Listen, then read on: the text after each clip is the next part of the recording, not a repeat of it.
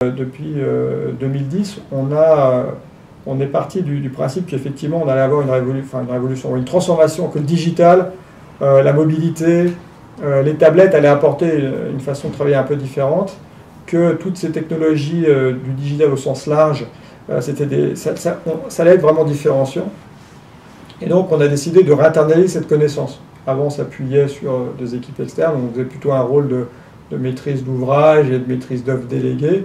Et on déléguait à des grands acteurs et on a décidé de réinternaliser complètement tous les développements web en créant à Lille un web center.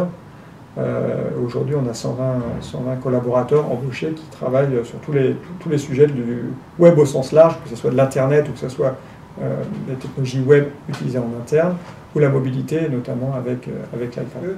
On avait plutôt perdu l'habitude d'embaucher des ingénieurs informaticiens. Donc ça a été un peu compliqué pour le mettre en œuvre. Et puis embaucher des jeunes informaticiens aujourd'hui, c'est un peu plus compliqué parce que pour les attirer, il faut utiliser un peu les mêmes outils qu'ils utilisent, notamment les réseaux sociaux. Et donc là, on a monté vraiment un vrai partenariat avec la DRH pour utiliser tous les outils et les méthodes qui étaient utilisées par les jeunes. Donc on a fait des afters, on a fait des réunions de présentation, on a fait des amphiretables dans les écoles, on a fait des partenariats avec des écoles. Enfin, on a changé complètement notre approche, où publier une pub en disant AXA recrute n'avait pas servi à grand chose. Enfin, en tout cas, on ne recevait pas beaucoup de CV. La problématique qu'on avait sur les embauches, c'était d'embaucher des jeunes, mais aussi c'était de les faire venir chez AXA dans l'assurance. Aujourd'hui, quand on regarde les jeunes ingénieurs informaticiens, déjà on en forme beaucoup moins en France. Il n'y a plus tellement d'appétit des jeunes pour faire un métier d'ingénieur. Et puis quand on leur parle de technique, ils vont plutôt avoir tendance à aller chez Thales, chez Airbus, que venir chez AXA faire de l'assurance.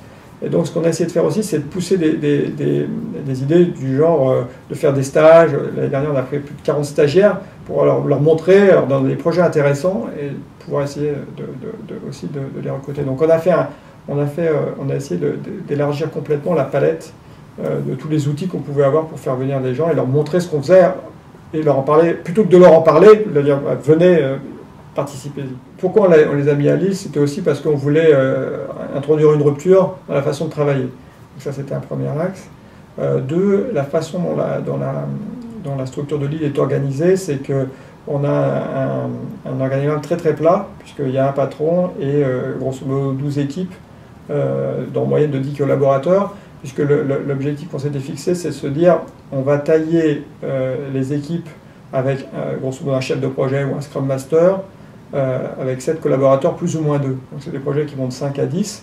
Et on taillait les projets à la taille de l'équipe, et non pas l'inverse. Faire un projet en disant il faut 15 personnes avec 15 personnes. Comme ça, on restait dans la culture qu'on avait essayé d'établir avec de petites équipes de proximité focalisées sur l'objectif. Donc ça a bien fonctionné. L'année dernière, ils ont délivré plus de 70 projets. Donc des projets qui allaient grosso modo de 6 mois à 3 semaines. Donc on avait cette agilité, cette flexibilité. Maintenant, un des sujets qu'on a, c'est que il faut cette structure, on l'a bâtie de zéro, hein, puisque en 2010, on a pris les locaux en avril. On avait une mobilité de Nanterre sur l'île, et puis on avait une embauche. Et puis maintenant, on est arrivé à 100 et on a fait 5 mobilités. Mais l'enjeu maintenant, c'est d'arriver quand même à industrialiser un peu plus le process. Après, on est en train de travailler aussi sur autre chose, c'est que sur la partie Internet, on essaie c'est une logique aussi de DevOps, développement et de mélanger des équipes de développement et d'opération, et on est en train de le tester, de le mettre en place. Par contre, ça c'est quelque chose de complètement nouveau.